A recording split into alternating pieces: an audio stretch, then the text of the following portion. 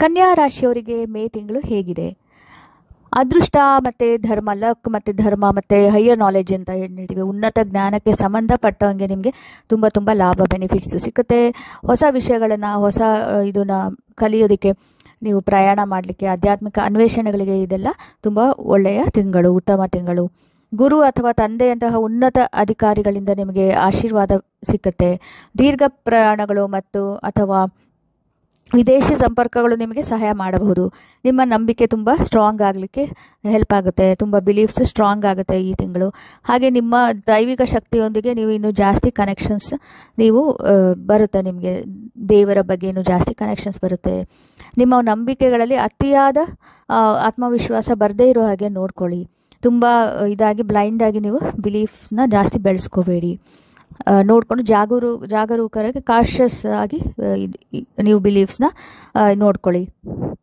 ಹಾಗೆ ಎಲ್ಲ ಮಾರ್ಗಗಳಿಗೂ ಇದಕ್ಕೂ ಏನಿದೆ ಎಲ್ಲರಿಗೂ ಗೌರವವನ್ನು ತೋರಿಸಿ.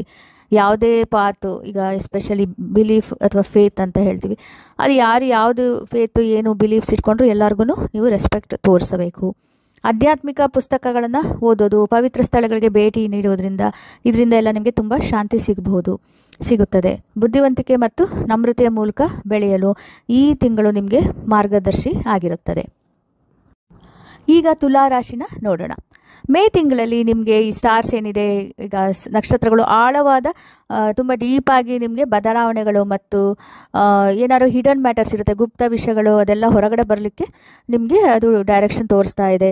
ಈ ತಿಂಗಳು ವಿಶೇಷವಾಗಿ ನಿಮ್ಮ ಮನಸ್ಥಿತಿಯಲ್ಲಿ ಏರುಪೇರುಗಳು ಆಗಬಹುದು. ಆದ್ದರಿಂದ ಆರಾಮಾಗಿ ಕಾಮಾಗಿರೋದಕ್ಕೆ, ಶಾಂತವಾಗಿರೋದಕ್ಕೆ ಪ್ರಯತ್ನ ಮಾಡಿ. ನಿಮ್ಮ ಆರೋಗ್ಯ, ವಿಶೇಷವಾಗಿ ಡೈಜೆಷನ್, ಜೀರ್ಣಕ್ರಿಯೆ ಮತ್ತು ನಿದ್ರೆಗೆ ಸಂಬಂಧಿಸಿದ ವಿಷಯಗಳನ್ನು ನೀವು ನಿರ್ಲಕ್ಷ್ಯ ಮಾಡಬೇಡಿ.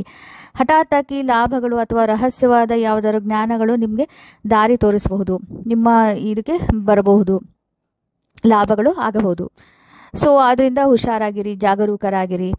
ಅತ್ತೆ ಅಥವಾ ಮಾವ ಅಥವಾ ಯಾರಾದರೂ ಹಿರಿಯರೊಂದಿಗೆ ನೀವು ಕಾನ್ಫ್ಲಿಕ್ಟ್ ಆಗಬಹುದು, ಸಂಘರ್ಷ ಬರಬಹುದು, ಚಾನ್ಸಸ್ ಇದೆ. ಅದನ್ನು ಆಗದೇ ಇರೋ ಹಾಗೆ ನೋಡ್ಕೊಳ್ಳಿ.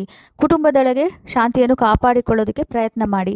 ಆಧ್ಯಾತ್ಮಿಕ ಅಭ್ಯಾಸಗಳು, ಧ್ಯಾನ ಅಥವಾ ಪ್ರಾರ್ಥನೆಗಳು ನಿಮಗೆಲ್ಲನೂ ಇದನ್ನು ಬ್ಯಾಲೆನ್ಸ್ ಮಾಡಲಿಕ್ಕೆ, ಸಮತೋಲನನ ಕಾಪಾಡೋದಕ್ಕೆ ನಿಮಗೆ ಹೆಲ್ಪ್ ಮಾಡುತ್ತೆ, ಬೆಂಬಲ ಕೊಡುತ್ತೆ.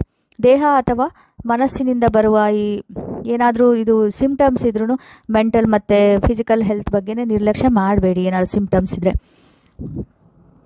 ಎಕ್ಸ್ಟರ್ನಲ್ ಸಕ್ಸಸ್ ಅಂದರೆ ಬಾಹ್ಯ ಯಶಸ್ಸು, ಅದಕ್ಕಿಂತ ಜಾಸ್ತಿ ಆಂತರಿಕ ಬೆಳವಣಿಗೆ ಅಂದರೆ ಇನ್ನರ್ ಗ್ರೋತ್, ಅದ್ರ ಕಡೆ ಜಾಸ್ತಿ ಗಮನ ಹರಿಸಿ.